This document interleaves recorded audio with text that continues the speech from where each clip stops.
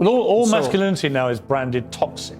Yeah. And I remember, I think the key moment for me came when Gillette, who'd always had these very masculine commercials with the big guy cuddling a baby or whatever it may be, they suddenly switched gears and did a campaign where it started with a lot of Me Too imagery and basically the assumption that all men are awful until they can prove otherwise. And I predicted in a column this would be a complete disaster for them. And sure enough, $9 billion later, they did a screeching U-turn and went back to the big guy cuddling the babies. Because actually, two things I think about that. One, most men are not awful, actually. And secondly, not all the time. No, some men are, obviously. Some women are pretty awful, but not most of them. But if you try saying that and not getting cancelled. But I think also this thing that you've got into trouble about, which I don't understand why, that you believe that most women probably quite like their men to be strong and confident. I don't believe that. All the data shows that clearly across cultural samples and has for 50 years. Plus everyone knows it. Anecdotally, most women I know, I think, would absolutely agree. Why is it that you've been so vilified for suggesting something which is so palpably true? Well, I think, first of all, that annoys narcissistic women no end. And it annoys people who think that there are no biological or cultural limits on how we manifest our behaviors. And also, it frightens a large number of women because many women have never had a good relationship with anyone masculine in their life. And so the notion that they would need to establish a trusting relationship with a man, especially if he's also in something approximating a superordinate position, which is what they might like to find him maximally attractive, also implies that they're in some sense going to be under his sway. And if there's no trust there, well, that's absolutely terrifying. And I have some sympathy for that because there are no shortage of women out there who've never had a positive relationship with anyone masculine. And so they're completely unable to discriminate between narcissistic power and compulsion and confident competence. And so because they can't distinguish that and they're afraid, they put all of that in the same category, which is something like the predator category. And that's not good for them because, well, as you said, all men aren't predators all the time. And they need to establish a relationship with a man. Right. We're also in a very strange place where a lot of high-profile women will not say what they think a woman is. Yeah. Because they are... Ketanji Brown Jackson, the new member of the Supreme Court, in her nomination hearings was asked a question. This is what she said. As you say, a hot topic today and could certainly be litigated. So I'm not in a position to say more about whether or not it's actually one of the unenumerated. It was a riveting moment because you're going to be on the Supreme Court of the United States of America. You're a woman. You're the first black woman on the court. And that in itself, I know you've raised eyebrows about why did Joe Biden go out there and say we need to have a black woman? Why not just say we want the best person available, and then if she's the best person, get her on the court, which I completely agree with.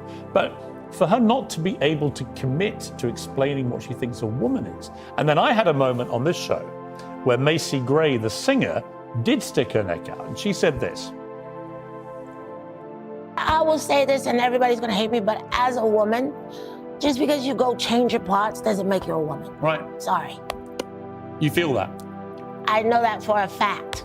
Like, if you want me to call you a her, I will, because that's what you want. But that doesn't make you a woman just because I call you a her and just because you got a surgery. With chilling predictability, Macy Gray stuck to her guns for a couple of days, and then the onslaught was so overwhelming against her, she had to go on national television in America, issue a groveling apology for everyone that she'd hurt, with this statement of what many would think is just a statement of biological fact. How have we got to this place where women are terrified of saying what a woman is, and women who do say what they think it is, i.e. there are clear biological distinctions between a man and a woman, they get destroyed? Well, we've accepted this preposterous hypothesis that your identity is only subjectively defined. And as I've tried to point out on in some of my lectures, the only people who think their identity is subjectively defined are 2-year-olds. And I mean that technically, because 2-year-olds are egocentric, which means they can't bring their identity in alignment with a social norm, which also means that 2-year-olds can't play with other children. They can play beside them, but they can't play with them. That doesn't happen until you're 3. What happens when you're 3, if you're reasonably well socialized or start to move towards that, is that you learn how to negotiate a social identity. And then identity becomes, obviously it has some roots in your subjectivity and in your biology for that matter, but a sophisticated identity is not only socially negotiated, as the constructivists know perfectly well, but it's got a dynamism about it because it has to be constantly renegotiated. Like, as we're having a conversation here, to some degree, we're renegotiating our mutual identities because we learn something from each other, and so we transform.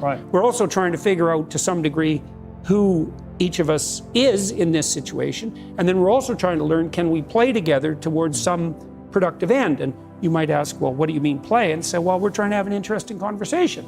That's a form of play. And if you won't negotiate, and I won't negotiate, how in the world are we going to have a conversation? Well, this is the whole problem with the transgender debate, particularly in things like sport, is that there's simply no willingness on the part of the transgender part of this debate to have any conversation about potential unfairness created by what's happening. And I say, you've got to have the conversation. Yeah, but we talked about that earlier. The people who really push this, or the ideas that govern this, was a better way of thinking about it, this is a very difficult thing to understand.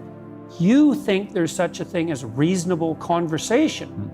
That's not on the table for the radicals. No, it's not. See, your notion of reasonable conversation is nothing but your insistence that your ethos is